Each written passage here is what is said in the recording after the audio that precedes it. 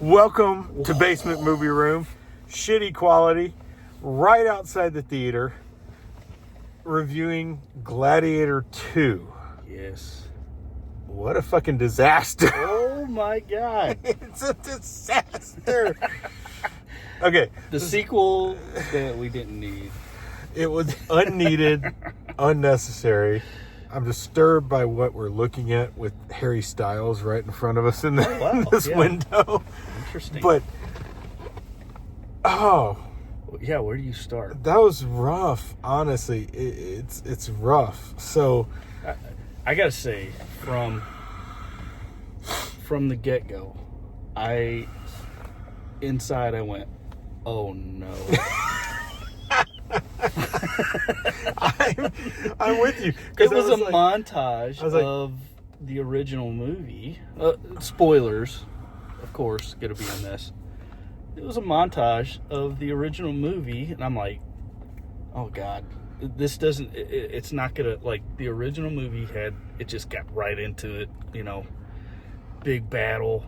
This had a little montage for the original movie, and it took it felt like 20 minutes to get to the first act. Yeah, I mean, it's slow. It is slow. It's like, I think there's moments in the movie that make it somewhat worth seeing. There's cool stuff. It's a spectacle. Yeah. Oh, it's a spectacle for sure. Yeah. It's just like, I don't get it. I don't get why we needed it.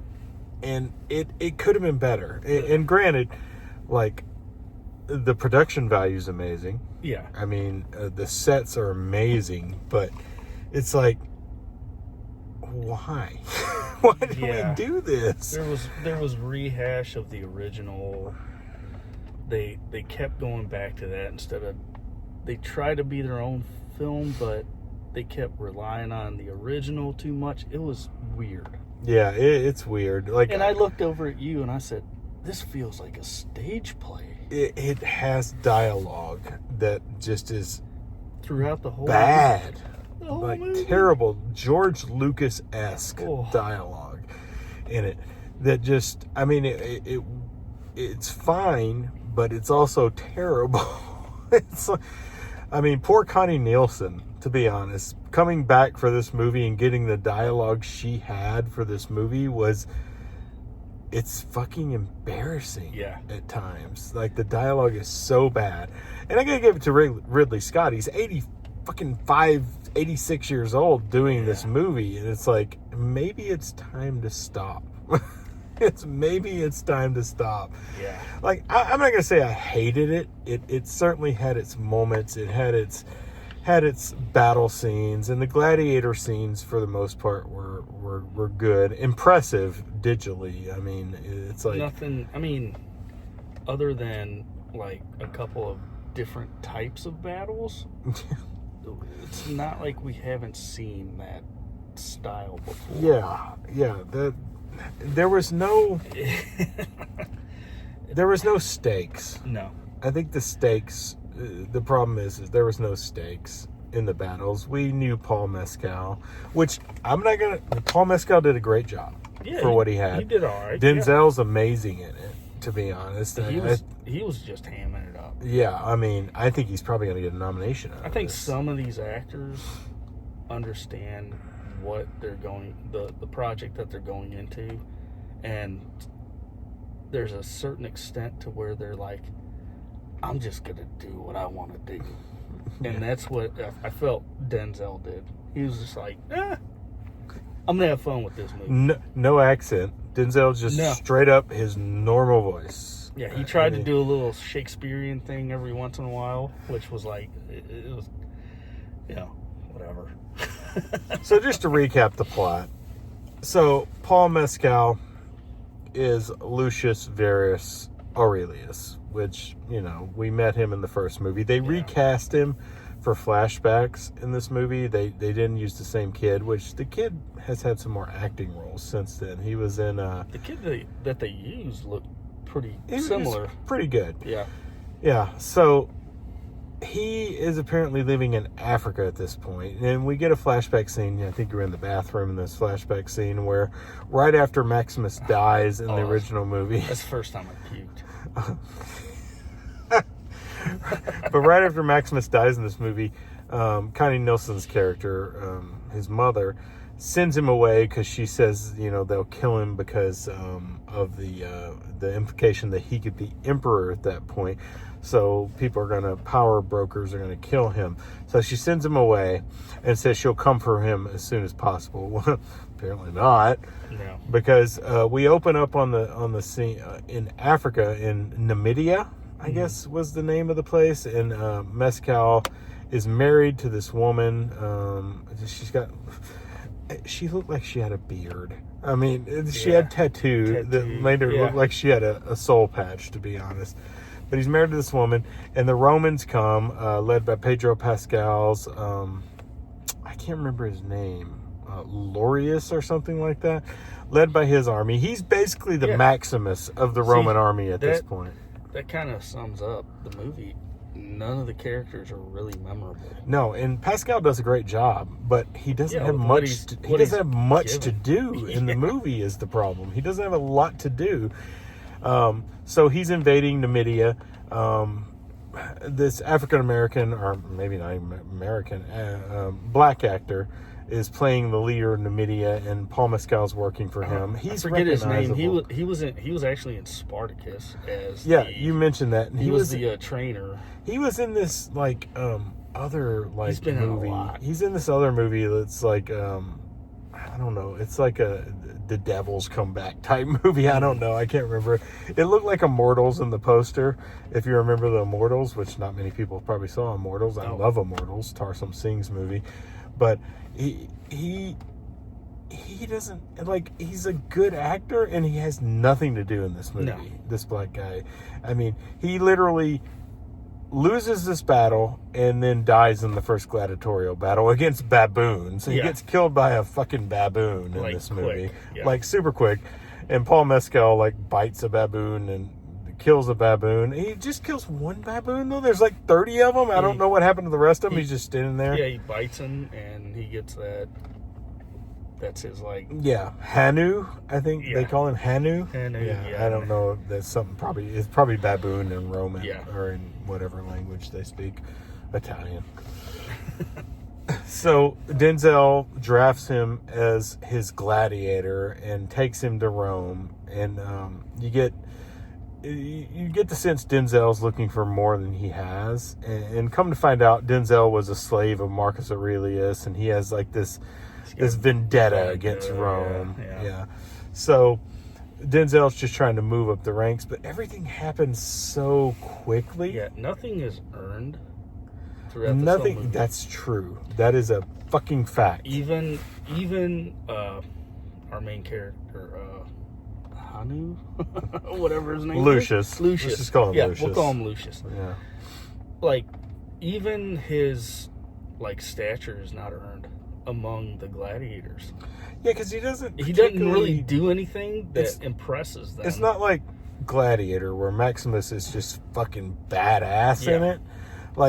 He refuses to fight, and then, when he does decide to fight, he's amazing. I'm talking about the original. And he earns the respect, and then, he built his way up. This is just shoot in, given to him. Yeah. Yeah, it doesn't make a lot of sense. We're supposed to, think that he's the hero right off the bat, of course. And I like Mescal. I think he's good in the role. He's just not giving anything to do. He doesn't have that presence that Russell Crowe brought to... Definitely not. Yeah, he is I don't know what you would call, a poor man's something. He's not even a poor man's Russell Crowe. No, he's just there. He's just there. And like I said, I think he does a good job for what he's given, but I don't think he's given a lot. Whatever plot they attempted to move along. Yeah. And so it kind of pushes forward. We meet these twin emperors, which I thought it was a nice touch to have twin emperors. Because as they're going into Rome, you get get the wolf feeding Romulus and Remus. So it's like a parallel there to Romulus and Remus, except these guys are more fucking Nero. They want to watch Rome burn, essentially, because they're hacks. They're idiots. And I mentioned to you while we were watching it, it's like the guy from Mad TV. Yeah, I couldn't unsee it. like I can't remember his name. I don't know. Mad TV wasn't that popular. Unsee it after that. Yeah, it's like, but like Joseph Quinn does a great job playing an unhinged idiot, and the other guy, Hank something, I can't remember his name, but they were cartoon characters. Yeah, they were not characters. Like I keep going back to the original because that's what you got to do, right? It's only going to get comparisons. Commodus was like terrifying. Yeah, these guys were cartoon characters. They're a joke. It was like, really? Like Denzel Washington literally does nothing. To overtake them. Yeah. Essentially, he convinces the dumbass brother, which they're both dumbasses, but he convinces the dumbass brother that he's like the more powerful one and to kill the other one, and he kills the other one. Spoilers, but we already announced that. So I mean, was Ridley Scott trying to be like political with this movie? Like, there's a shadow government. Because I don't think Ridley Scott's got that in him. Oh, because I don't know. I don't know. At 86. I don't know what he was trying to do. It was a mess. It's a mess. It really is. Mess. It's a mess, and it's a failing, in my opinion, because it comes nowhere near as good as the first one, and does not enhance the first one at all, which is what a sequel should do. A sequel should make the initial movie, the original movie, better because of what it does. Like, and I'm not the biggest fan of like Batman Returns, but it makes the original movie better by fleshing out Batman at that point. And it's been a while since I've seen it. I think like Beetlejuice kind of falls in the same vein for me. I don't know if you've seen it. I still gotta watch it. You haven't seen it yet. No. But I think it falls in the same vein as it does not add anything to it. It just kind of stays the same. And I would rate Beetlejuice better than this. But it doesn't add anything. It doesn't. There was no point to the sequel. And I kind of think Beetlejuice falls in that same realm. There's no point to the sequel. But there's just no point. No. Why did we do it? That's the question. Why did we do this? And there's no good answer to that. And it just fails. It fails on every level, in my opinion. I thought the performances were good, and I did not like the performances at all. I thought some of them were okay. They were stilted. Yeah, that's dialogue. It was like it was a stage play. It's like, I'm not here to watch a stage play. I'm here to watch a freaking, massive movie. Connie Nielsen was terrible. Yeah. Connie Nielsen was terrible in this, and it's not her fault. Yeah, it was like, read the lines, don't deviate, or you're fired. And Pedro Pascal was also pretty terrible in this, but it's not his fault.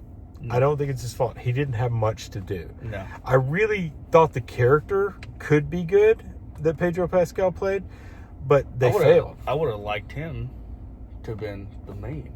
Yeah, it would have been fine and with just abandon the whole Lucius storyline and start with another. We get the whole senator from the first one too, and he has just nothing to do and just dies unceremoniously. I looked over at you. I was like, about time. Yeah. He's not going to be in Gladiator 3. Yeah, I kept saying that.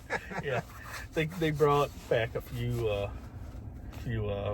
originals and some new, of course, a new cast, and every time a guy would die.